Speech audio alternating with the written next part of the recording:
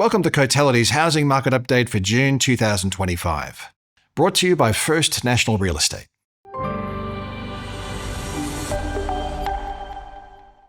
Australian dwelling values rose another 0.5% in May, taking the national index 1.7% higher over the first 5 months of the year.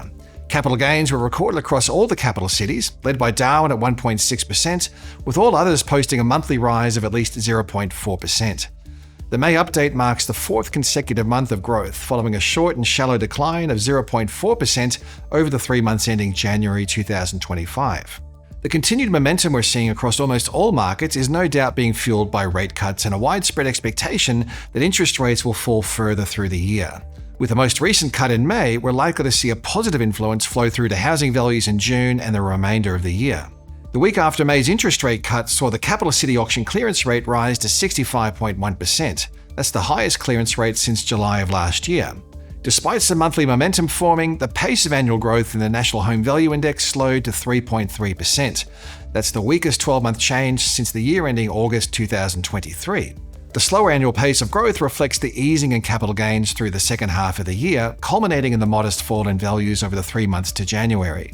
Only Melbourne and Canberra have recorded an annual decline in housing values, demonstrating the resilience of the market through a period of relatively high interest rates and cost of living pressures. Alongside the broad-based rise in housing values, the capital city trends have shown a clear convergence.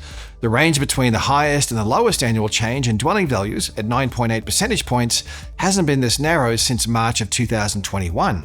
The convergence in capital city growth rates comes shortly after the most diverse housing conditions since 2007. The rise in housing values continues to be led by lower price points across most cities. However, the growth rates across different price points are also coming together as the more expensive end of the market starts to accelerate off the back of rate cuts. Regional markets are also showing a positive trend, with each of the rest of state markets recording a rise in values through the year to date. The strongest gains have been in regional South Australia, where values are up 5.8% over the first 5 months of 2025. At the other end of the spectrum is regional Tasmanian values, which have held reasonably flat over the same period, up just 0.1%. The macro trend in rental markets is one of slowing growth, albeit with some seasonality providing a positive influence on trends through the earlier months of the year. The monthly pace of rental growth eased back to 0.4% in May, following 3 months of 0.6% month-on-month gains. Focusing on the annual trend in rents helps to cut through the seasonality, showing a clear slowdown in the pace of growth across most cities, although there are a few exceptions, like Darwin and Hobart, where rental growth is accelerated. The largest capital cities of Sydney and Melbourne are now among the softest rental markets in the country, following a period of extreme rental growth. Slower rental growth, despite persistently tight vacancy rates, comes down to a combination of affordability constraints and normalizing net overseas migration. Even if there are few vacant properties available for rent, it's hard to see how rental values can continue to record a strong rise off already high prices. As in many advanced economies, net overseas migration has been slowing as the period of COVID catch-up migration moves to an end following border closures and recent temporary migrant departures. Because most overseas arrivals rent, this is contributing to the slowdown in rental demand. Home values rose 0.4% across Adelaide in May, taking the annual gain to 8.6%, which is on par with Perth as the highest annual increase across the capitals. The 12-month rise has added approximately $65,400 to the median dwelling value.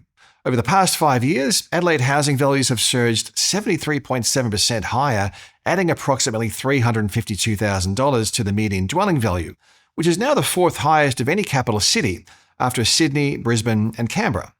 From a rental perspective, the annual pace of rental growth has continued to slow, falling to 4.9% over the 12 months ending May, the lowest annual change in rents since the year ending February of 2021.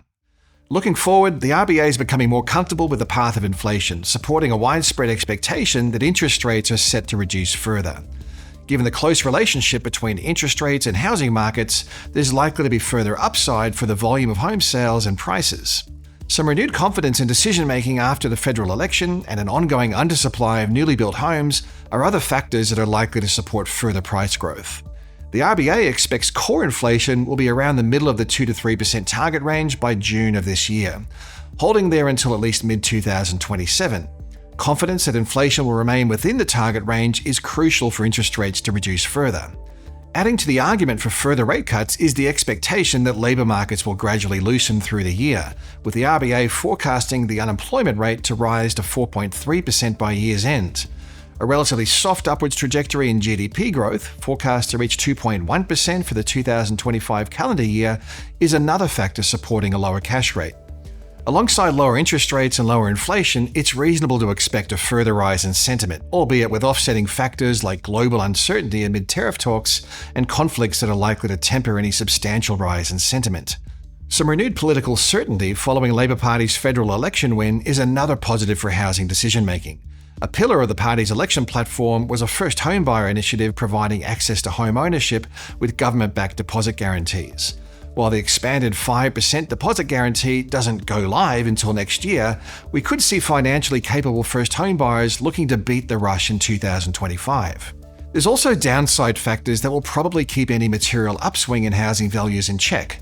Affordability pressures, which are also evident across most housing markets, are also set to constrain housing demand to some extent. At the end of last year, the national dwelling value to household income ratio was on par with record levels at 8.0, while home loan serviceability was also at an all-time high. Lending policies and regulations are another factor that could keep a lid on housing exuberance.